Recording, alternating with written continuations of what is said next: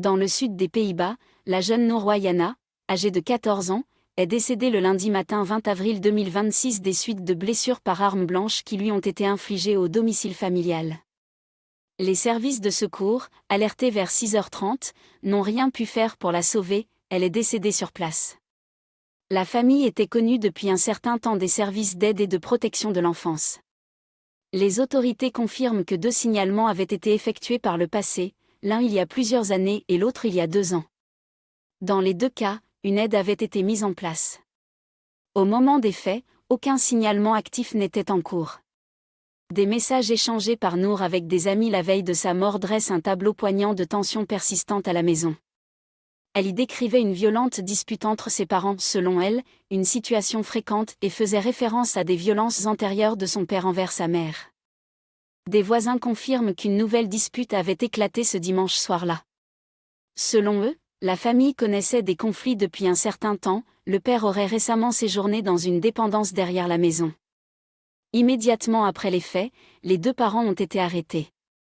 Le jeudi 23 avril, le juge d'instruction a décidé de prolonger la détention de la mère d'au moins 14 jours.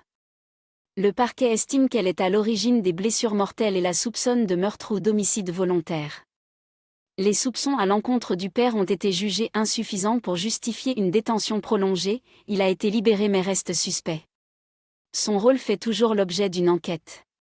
Outre Noor, la famille compte 2 autres enfants. Par l'intermédiaire de la justice, la famille demande le respect de sa tranquillité et de sa vie privée et appelle à ne pas partager ni diffuser de photos ou de vidéos de Noor sur les réseaux sociaux ou sur les lieux de recueillement. La mort de Noor a eu un impact considérable dans le quartier, à son école et bien au-delà.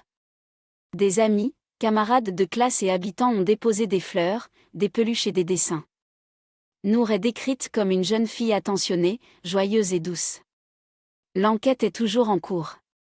Le parquet met en garde contre les spéculations et les rumeurs et souligne que toute nouvelle information sera communiquée uniquement par des canaux officiels. Si l'enquête devait établir qu'il n'y a pas de mobile lié à l'honneur, l'affaire sera retirée des archives. Merci d'avoir regardé cette vidéo et d'aider à constituer une grande base de données d'histoire sur les crimes d'honneur. Abonnez-vous à notre chaîne, Crimes d'honneur, sur YouTube.